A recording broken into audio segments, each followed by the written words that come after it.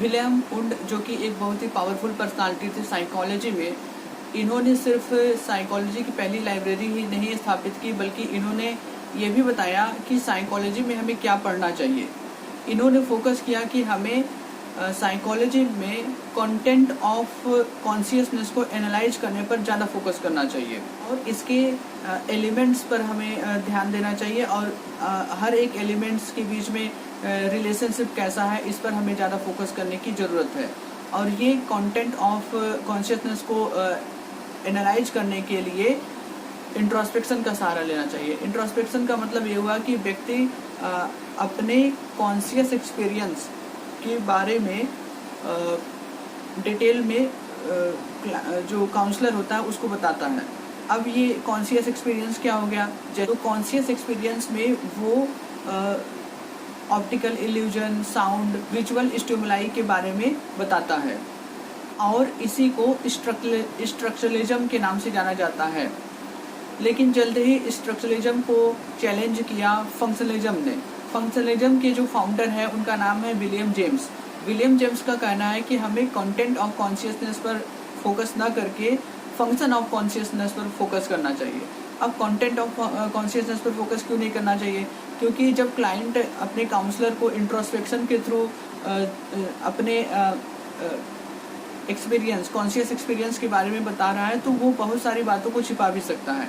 जैसा कि किसी भी बात के जो है दो पक्ष होते हैं, तो क्लाइंट हो सकता है काउंसलर को सिर्फ एक ही पक्ष बताए और दूसरा वो छुपा लेगा।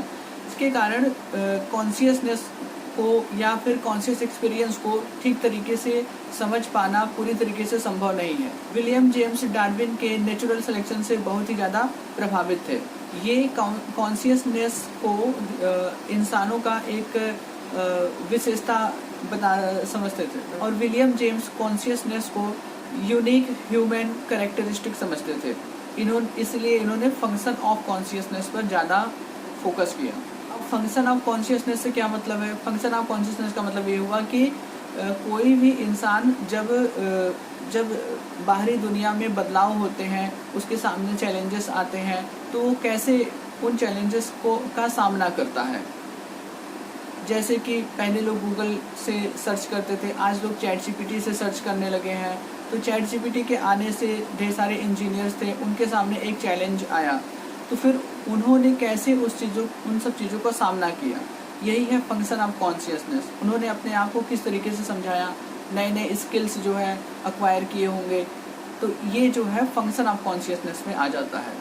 बहुत सारे फंक्शनलिज्म को मानने वाले लोगों ने चाइल्ड साइकोलॉजी और एजुकेशन साइकोलॉजी में भी योगदान दिया, लेकिन बहुत ही जल्द फंक्शनलिज्म को भी बिहेवियरिज्म के द्वारा चैलेंज किया गया 1913 में। और बिहेवियरिज्म के जो फादर हैं या जो फाउंडर माने जाते हैं जॉन बी वॉटसन हैं। जॉन बी वॉटसन का मानना था कि हमें साइकोलॉजी की स्टडी करते समय कॉन्शियसनेस और एक्सपीरियंस पे ज़्यादा फोकस नहीं करना चाहिए, हमें बिहेवियर पर फोकस करना चाहिए, क्योंकि बिहेवियर जो है वो मेजरेबल है और ऑब्जर्वेबल है और कॉन्शियसनेस को हम देख नहीं सकते। जो चीज़ को हम देख नहीं सकते उसको हम स्टडी कैसे करेंगे? इसलिए बिहेवियरिज्म पर ज़्यादा फोकस जो है बिहेवियर पर किया गया।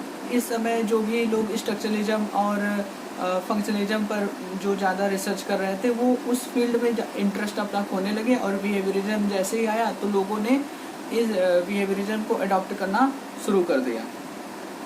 इसी में बिहेवियरिस्ट आते हैं B.F. स्किनर, और B.F. स्किनर ने किसी भी स्टिमुलाई के ओवर्ट रिस्पॉन्सेस पर फोकस करने की सलाह दी, जैसे कि मोटिवेशन।